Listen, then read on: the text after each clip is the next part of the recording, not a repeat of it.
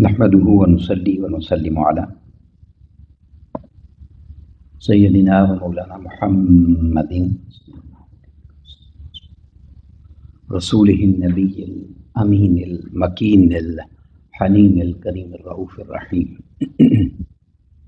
أما بعد فأعوذ بالله من الشيطان الرجيم بسم الله الرحمن الرحيم قال الله تبارك وتعالى في الكلام المجيد والفرقان الحميد إن أكرمكم عند الله أتقاكم صدق الله مولانا العظيم. قال الله تبارك وتعالى في شان حبيبه مخبرا وأمرا إن الله وملائكته يصلون على النبي يا أيها الذين آمنوا صلوا عليه وسلموا تسليما. مولاي صل وسلم دائما أبدا على حبيبك خير الخلق كلهم محمد سيد الكونين والثقلين والفريقين من عرب ومن عجم. يا رب بالمصطفى بلغ مقاصدنا واغفر لنا ما مضى يا واسع الكرم. Alhamdulillah ta'ala, with the tawfiq and blessings of Allah subhanahu wa ta'ala, we are gathered here to offer our Jummah prayer. May Allah subhanahu wa ta'ala accept our good deeds. Today I want to talk about a very important topic, taqwa.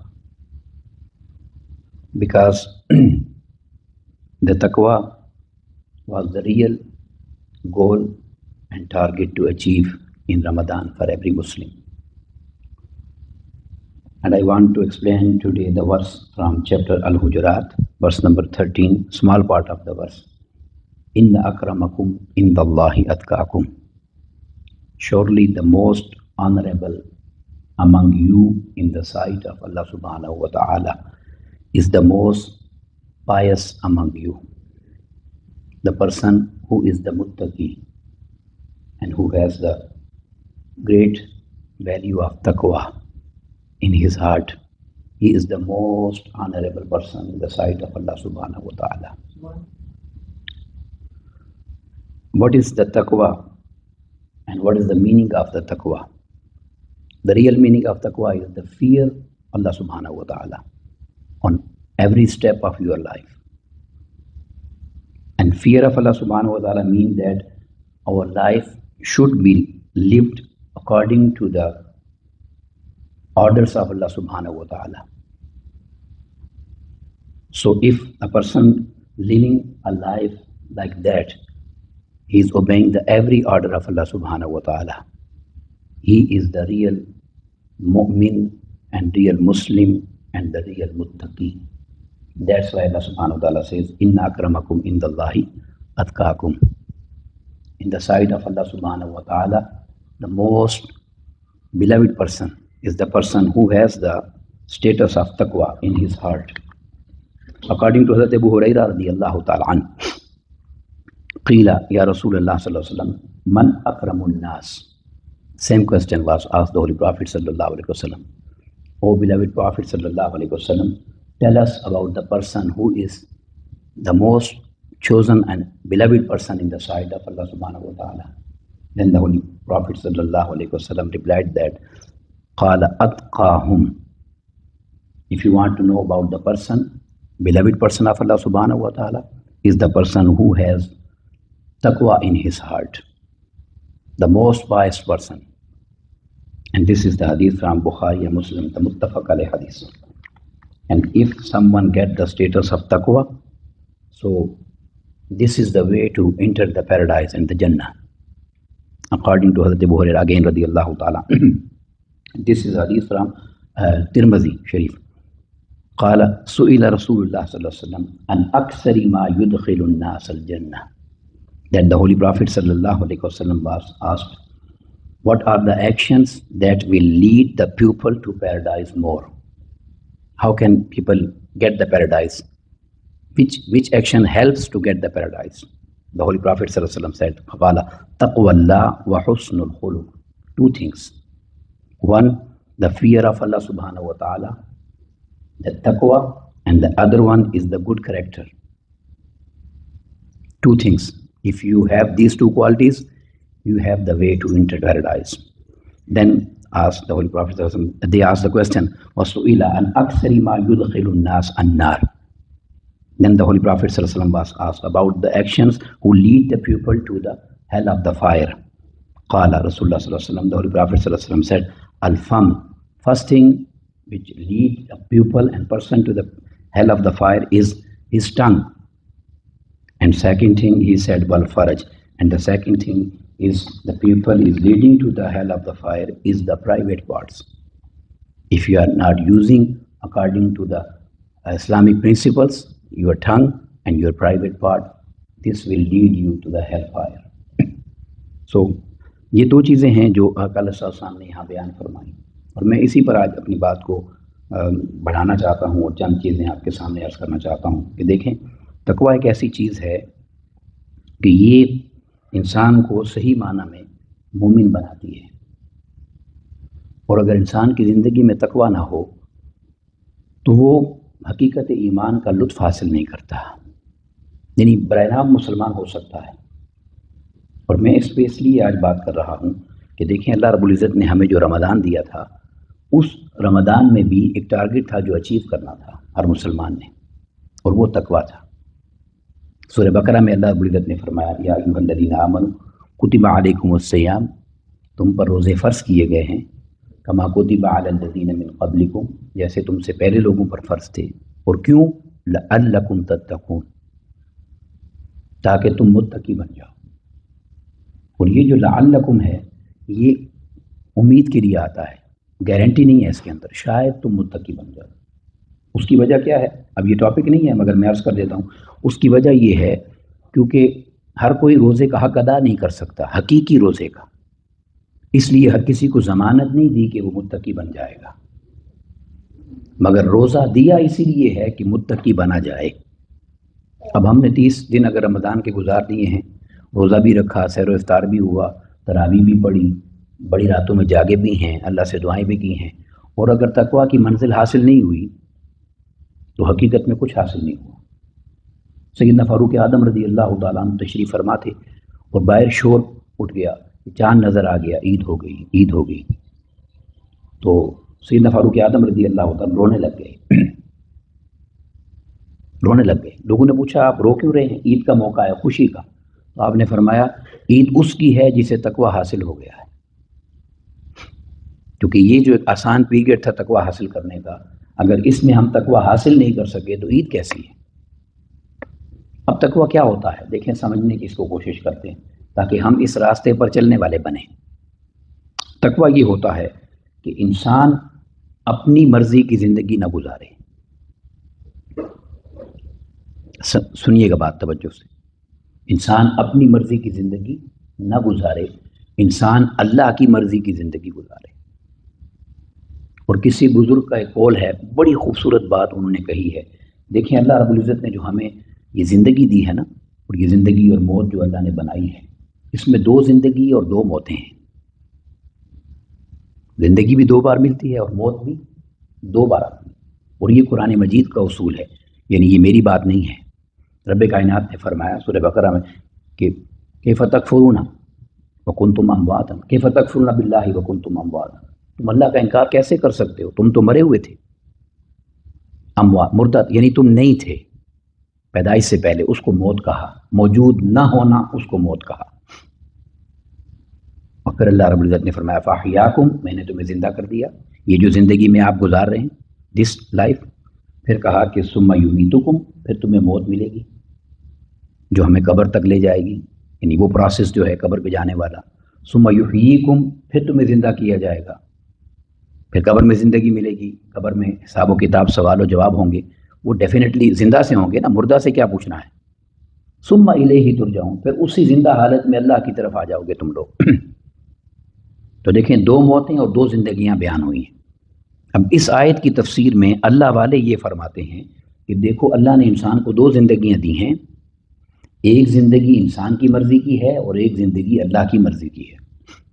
یہ اصول ہے، ٹھیک ہے۔ اب انسان کو کیا choice دی ہے اللہ نے؟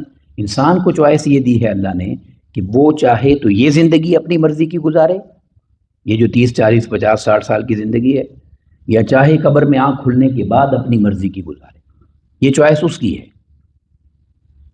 اب یہ چوائس ہماری کیسی ہے؟ تو بڑی سادہ سی بات ہے، یہ جو 50 60 60 70 سال کی زندگی ہے جو میں اور آپ گزار رہے ہیں، اگر یہ ہم اللہ کی مرضی کی گزار لیں تو مرنے کے بعد وہ خود ہمیں فرما دے گا اب تمہارا اختیار، تمہاری چوائس تمہارے پاس موجود ہے، اب اپنی مرضی کی زندگی گزارو۔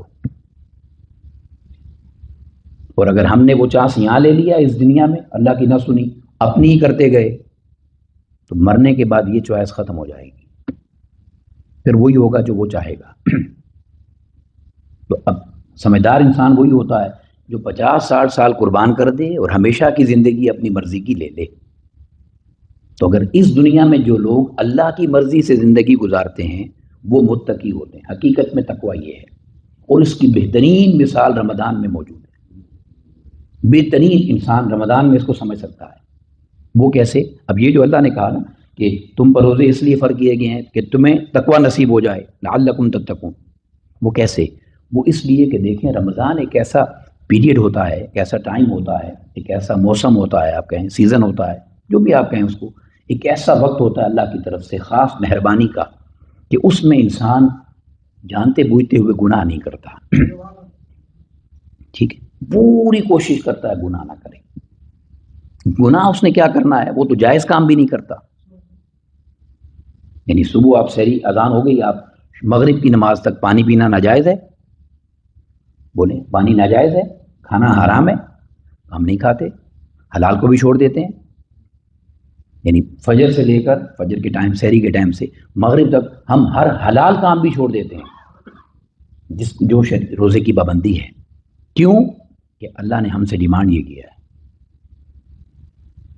اب اکیلے بیٹھے ہیں گھر میں، کمرے میں، کوئی نہیں دیکھ رہا، پیاس لگی ہے، بھوک لگی ہے، نہ کھاتے ہیں نہ پیتے ہیں۔ کیوں؟ خدا جانے اس وقت یہ احساس کہاں سے آتا ہے کہ اللہ دیکھ رہا ہے۔ یہ احساس اگر ہمیشہ کے لیے آ جائے تو وہ بندہ متقی ہو جاتا ہے۔ اب دیکھیں سمجھنے والی بات ہے، یہ رمضان اللہ کی اتنی مہربانی ہے ہمارے اوپر جو ہر سال ہمیں دیتا ہے وہ، کہ دیکھو تم اگر میری خاطر حلال چھوڑ رہے ہو تو میں تم سے صرف یہ کہتا ہوں رمضان کے بعد میری خاطر حرام چھوڑ دو۔ تم نے اگر اس رمضان میں میری خاطر جائز کام چھوڑے ہیں تو اس رمضان کے چلے جانے کے بعد میری ہی خاطر ناجائز کام چھوڑ دو۔ اب ہماری بدقسمتی کیا ہے؟ دیکھیں جب ہم بیمار ہو جاتے ہیں، میں دنیا کی مثال دیتا ہوں، ہم بیمار ہو جاتے ہیں تو ڈاکٹر کہہ دے گا کہ آپ نے ایپل نہیں کھانا، آپ کے لیے نقصان دہ ہے۔ اب ایپل سے بڑھ کے تو کوئی فروٹ ہی نہیں ہے فائدہ مند، ٹھیک ہے نا، ہم چھوڑ دیں گے۔ میں نے ایک ایپل کی مثال دی، کوئی چیز بھی وہ کہہ سکتا ہے یہ مت کھائیں، یہ مت کھائیں، وہ ہیں حلال مگر آپ مت کھائیں کیونکہ آپ کی باڈی اس کو برداشت نہیں کرے گی، اس کے خلاف جائے گا، آپ کی کنڈیشن یہ ہے۔ اب شیخ سعدی رحمۃ اللہ تعالی علیہ فرماتے ہیں مجھے اس انسان پر حیرت ہوتی ہے کہ یہ ڈاکٹر کے کہنے سے کھانا چھوڑ دیتا ہے مگر اللہ کے کہنے سے گناہ نہیں چھوڑتا۔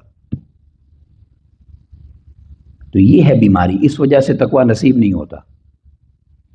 تو یہ رمضان ایک ایسا پیریڈ ہے کہ اس پیریڈ سے ہم آسانی سے اس منزل تک پہنچ سکتے ہیں، آسانی سے اس منزل تک پہنچ سکتے ہیں جو منزل اللہ رب العزت نے ہر مومن کے لیے بنا رکھی ہے، اور وہ کیا ہے کہ اللہ کو راضی کر لینا، اس کی رضا کی منزل کو حاصل کرنا۔ اور وہ کب نصیب ہوتی ہے؟ جب بندہ متقی ہو جاتا ہے۔ اور میں نے آپ کو بڑی سادہ سی اس کی مثال دے دی ہے کہ دیکھیں اگر ہم اللہ کے لیے جائز کاموں کو چھوڑ سکتے ہیں، اپنی صحت کے لیے حلال کھانا پینا چھوڑ سکتے ہیں بیماری کے ڈر سے، تو آگ دوزخ اللہ کی ناراضگی کے ڈر سے گناہ چھوڑنا بھی مشکل نہیں ہے۔ یہ محمد علی باکسر جو یہاں پر آپ جانتے ہیں اس کو، اللہ نے اس کے ایمان کا نور دے دیا اور وہ مومن ہوا، اس کا ایک انٹرویو ہے، نیٹ پہ آپ کو مل جائے گا۔ وہ جیسے انٹرویو کے لیے آ کے بیٹھا تو اس نے جیب سے لائٹر نکالا اور ٹیبل پہ رکھا، لائٹر آگ لگانے والا اس نے ٹیبل پہ رکھا۔ وہ جو انٹرویو لے رہا ہے اس سے، تو وہ اس سے پوچھتا ہے کہ آپ سموک کرتے ہیں؟ وہ لائٹر کو دیکھ کے پہلی چیز تو یہی سمجھ آتی ہے نا، سموکنگ کرتا ہے یہ۔ اس نے کہا نہیں میں سموکنگ نہیں کرتا۔ پھر آپ کے پاس لائٹر کیوں ہے؟ اس نے کہا ہاں، یعنی اس نے کیا اس لیے تھا کہ وہ یہ بات کرنا چاہتا تھا۔ اس نے کہا میں اس لیے لائٹر اپنے پاس رکھتا ہوں کہ جب مجھے اندر سے میرا دل، میرا خیال، میری سوچ کسی گناہ کی طرف مجھے لے کے جاتی ہے کہ یہ گناہ کا کام یہ کرنا ہے، تو میں اس لائٹر کو جلا کے اپنی انگلی کو جلانے کی کوشش کرتا ہوں، برن کرنے کی، تو یقیناً میرا ہاتھ اس آگ کو برداشت نہیں کرتا۔ تو جب میرا ہاتھ اس آگ کو برداشت نہیں کرتا تو پھر میں اپنے نفس کو یہ کہتا ہوں کہ تو اس دنیا کی آگ برداشت نہیں کر سکتا تو یہ گناہ کر کے آخرت کی آگ کیسے برداشت کرے گا؟ تو یہ لائٹر مجھے ہیلپ کرتا ہے کہ میں گناہ سے پیچھے ہٹ جاتا ہوں۔ تو یہ دیکھیں، نفس ایک ایسی چیز ہے کہ اس کو ٹرین کیا جاتا ہے، اس کو ٹریننگ دی جاتی ہے۔ اس کو اگر گناہ کے ذائقے پہ لگا دیں گے تو یہ ادھر لگ جائے گا، اور اگر اس کی سننے کی بجائے انسان اللہ کی سننے والا بن جائے، اللہ کی سننے والا بن جائے۔ کسی بزرگ کا بڑا خوبصورت قول ہے، ان سے پوچھا گیا کہ جنت کتنی دور ہے، اگر ہم جنت جانا چاہیں تو کیسے جا سکتے ہیں؟ انہوں نے کہا کہ صرف 2 سٹیپ، 2 قدم سے جنت جا سکتے، 2 قدم تمہیں جنت میں لے جائیں گے۔ اس نے پوچھا وہ کیسے؟ تو کہا اس لیے کہ پہلا قدم اگر تم اپنے نفس میں رکھ لو تو تمہارا دوسرا قدم جنت میں ہوگا۔ اور یہی بات حضور مولا کائنات علیہ السلام نے فرمائی۔ آپ نے فرمایا اے انسان، تیرے نفس کی کم سے کم قیمت جنت ہے، اس سے کم قیمت پر فروخت مت کرنا۔ تو اگر ہم اس رمضان میں اس اللہ کے بتائے ہوئے طریقے کے مطابق زندگی گزارتے ہیں اور کوشش کرتے ہیں کہ صبح سے شام تک یعنی اللہ کو خوش کرنے کے لیے، اللہ کی رضا حاصل کرنے کے لیے اور اللہ کی نعمت اور انعامات حاصل کرنے کے لیے ہم اچھے جائز کاموں کو ترک کر دیتے ہیں، تو یہ رمضان جاتے ہوئے ہمیں یقیناً یہ کہہ کے جاتا ہے کہ تم اسی اللہ کو خوش کرنے کے لیے اب باقی 11 مہینے ناجائز کاموں کو ترک کر دو۔ اور بڑا خوبصورت ایک جملہ ہے، جب بھی میں یہ بات کرتا ہوں تو مجھے یہ جملہ ضرور یاد آ جاتا ہے، اور وہی میرے اور آپ کے لیے سبق ہے۔ بڑی خوبصورت بات ہے، اسی پر مکمل کرتا ہوں، اس کو ذہن نشین کر لیں۔ اور وہ بات یہ ہے کہ دیکھیں، اللہ رب العزت نے جو ہمیں یہ رمضان دیا اور جو میں نے گفتگو کی ہے، اس سب کا نچوڑ اس جملے کے اندر ہے، ایک جملہ، اور وہ یہ کہ جو شخص بھی اپنی زندگی رمضان جیسی بنا لے، جو شخص بھی بولیں اپنی زندگی رمضان جیسی بنا لے، اس کی موت عید جیسی ہو جاتی ہے۔ بس یہ سبق ہے۔ تو اللہ رب العزت مجھے بھی، آپ کو، ہم سب کو نیکی پر استقامت عطا کرے اور تقویٰ کی منزل حاصل کرنے کی توفیق عطا فرمائے۔ وما علینا الا البلاغ المبین۔ السلام علیکم ورحمۃ اللہ وبرکاتہ۔